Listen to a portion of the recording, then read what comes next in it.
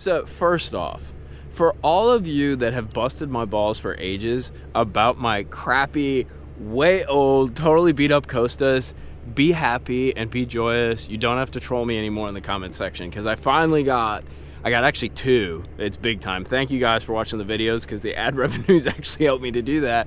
But I got 2 pairs of Costas. I got these guys, the Rinconcitos, and then I got a new version. It's like the Pros, the Fantail Pros of the old ones that I had, because I love those old glasses. They've been with me a long time. They're super comfortable. They fit my face, but I got some cool looks going on. I'll never be cool, but it is what it is. Got something interesting in store for you though. I want you to look out here real quick. Do you see, first of all, you see those gorgeous, those are like giant houses. One day, if I win the lotto, I'll get one of those. But in any case, you see how flat the water is? So I can tell you by personal experience, it's about 85 to 90 degrees out. It's super hot. There is no wind whatsoever. It's still flat, dead. There's very little current. We're actually on Gunnersville on the TVA. But you're gonna run into this. We're kind of in the dog days of summer, or it's super hot. I don't know if it's even the dog days, but it's hot and it's still a lot, unless you get a storm or like a front going through, and you guys are gonna experience this. And the problem with that is there's one time a year when I like really flat water for catching bass, and that's really during the spawn when I'm sight fishing and things along those lines, looking for beds.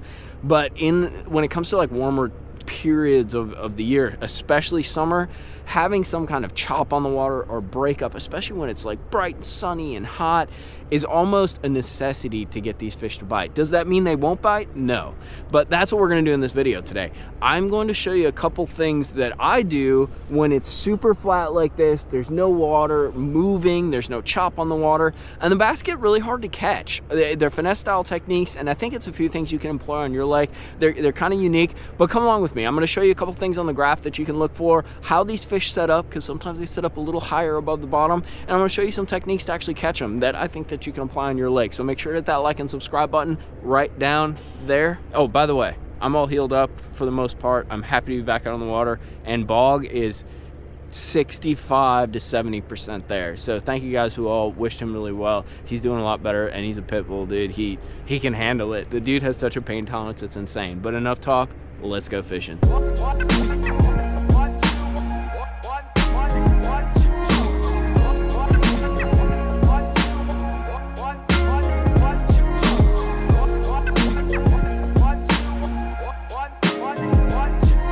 So when it comes to structure, what are we looking for? We're gonna idle this point right here. You can see I've already been over it, but it's a good example. You know, simple stuff is usually good. The fish aren't super complex, right?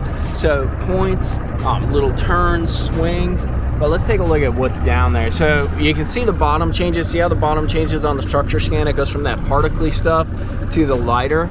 So we got hard bottom, which is a big key.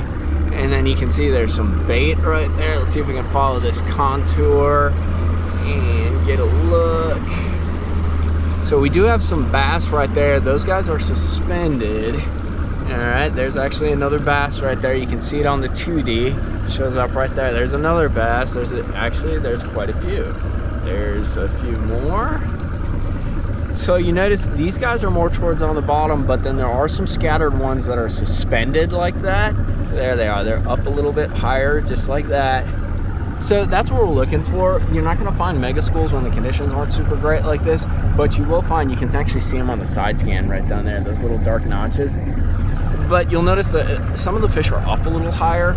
They do that when the water's flat and there isn't that much current. So we want to make a presentation that basically accommodates or like deals with the fact that really they want to see that bait a little bit higher, or what they're targeting is going to be a little bit higher, or just to keep the bait in their face a little bit longer.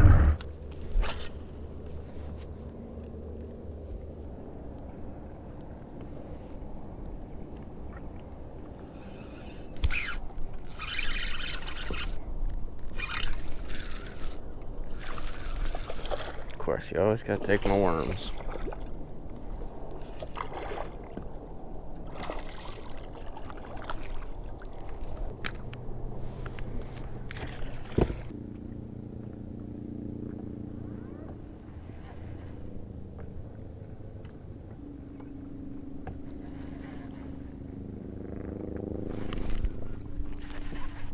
God, she crushed it.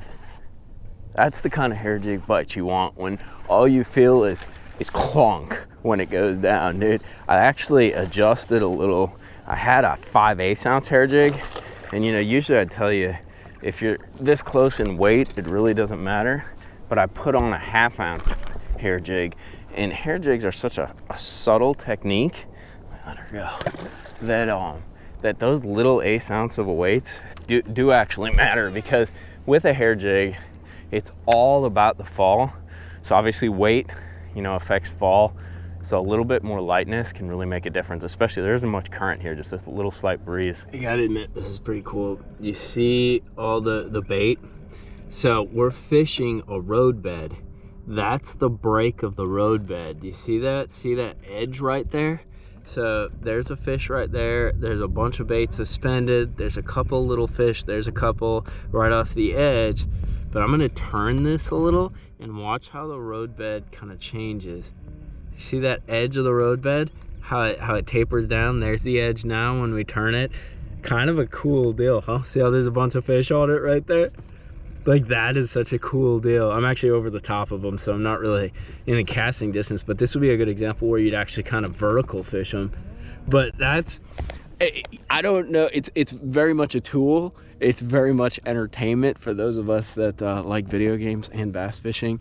It's a cool deal, and it really, we're always talking about learning how fish behave and understanding more what they're actually doing underwater, because it's such a mystery to us other than what we see on the graph. And this thing is really unlocking so much of their behavior, and it's so cool. And I know where to cast. It's huge. That is so cool. Check that out. There's the road bed. There's the bass right there, just swimming around. That's so freaking cool.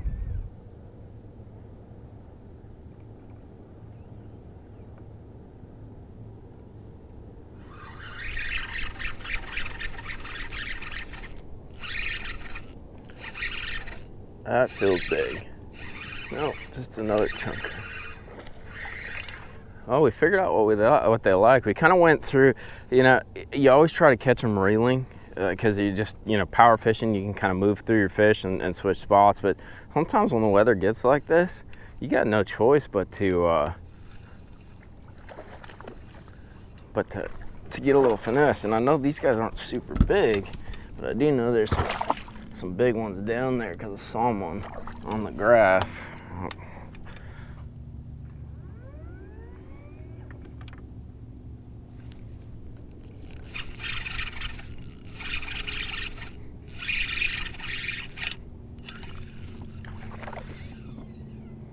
That's a better one. Just sat down on it, dude. Didn't feel a bite or anything. That's why that open hook is so important.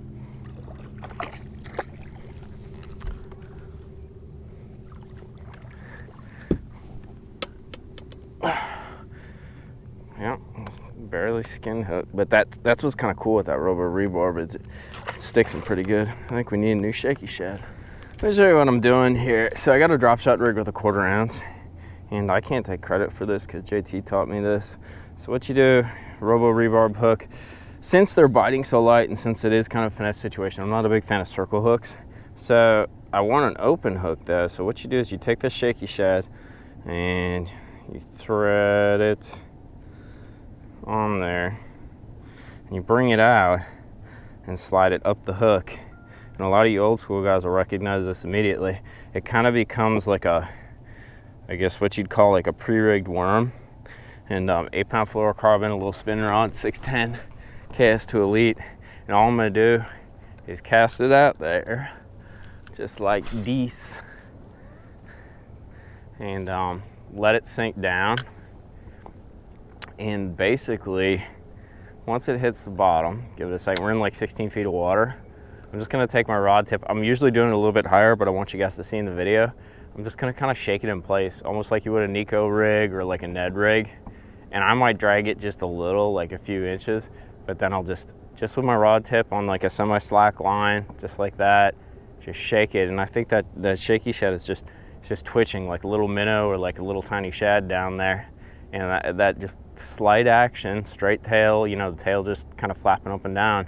It really, it draws them in, it makes them come to the bait. And I think that's key when the water is this flat and, you know, your power stuff isn't working. Damn it. Dude, look at that. That's the shad that are down there. I don't know how I hooked him. Isn't that cool though? Relax. That's the shad though. They're all sticky and nasty that they're chasing. Look how crazy that is. My hands is gonna stink.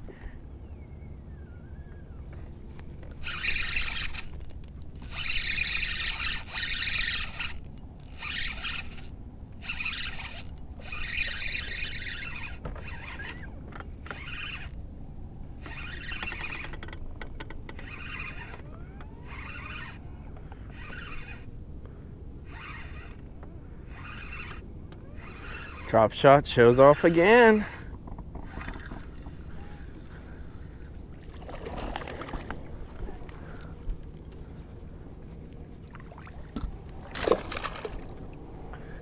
So warm out, huh? Try to get your jaw all jacked. We're gonna wrap up this video. I want to mention a couple rigs that we really didn't use in the video, but also come into play during situations like this. You guys saw drop shot, 610 medium action rod. It's that KS2 Elite. That's my favorite spinning rod by far. You might have saw, I can't remember if I put the video in, but that's a little Neko Rig. That one came into play once again on the 610. You guys also saw the hair jig. That's a Cumberland Pro Lures. And like I mentioned in the video, sometimes, you know, general like hair jig stuff, I like a 5/8 almost all the time. There's almost a situation when I won't use it, but when you're using a jig or a lure that's very much, the presentation is very much dependent on the fall, that's when you really need to play with your weights. You know, I went down to the 1/2 ounce. I got some bites on it. It made a difference. Swim baits are a good example. Even that Neko Rig going a little bit lighter. But baits where that fall is so important, you need to play around with the weight a little. So a couple that we didn't really use in the video, but I would recommend trying. You know, we always talk about the Ned Rig. I'm not going to go into that a whole bunch because we've done so many in-depth pieces on it. But that Ned Rig is great. Put like a little small stick worm on it, some little finesse style worm, whatever your favorite is, put that joker on it. Another one, because we had fish that were suspended, they're basically above the bottom. Ironically, that's something that happens when you have flat, sort of dead water or stagnant water conditions like this. And underspin is a nice choice as well. The underspin rides up above the bottom a little bit. You can kind of slow roll it. And I'll throw you a little tip. A lot of guys will put a Kitech or like a little swim bait on there. I actually take one of these guys right here. This is the shaky shad we were using in the video, and it's that little like drop shot style finesse bait. I'll actually put one of those on the back of it, and it just does this little like shimmy. It's super subtle, and it's really cool when it falls because it kind of shimmies when it falls. That's a little more power fishing approach that you can use. Carolina rig is also good, but make sure you're putting something small on the back. Trick worm, Sweebo worm, some little like 6-5 inch straight tail worm, and obviously adjust your hook size accordingly, and try to lighten up your weight a little bit. Try to use as light of a weight as possible. Can't go wrong with a Texas rig. And then if you're also thinking about suspended fish as well, it's another rig that we've talked about a lot, but it comes in handy. Get out that Kitech or whatever your favorite small swim bait is and put it on a lighter ball head, say like a 1/4 ounce, an 1/8 ounce, and just fish it as slow as you possibly can. Like I said, you know, a lot of times when this water gets just super flat like it is right here, these fish will suspend a little, and that's a great way to catch, basically keeping your bait in the strike zone and to catch some of those fish that aren't relating to the bottom. They're just like above it, say 4, 5, 3 feet, 10 feet.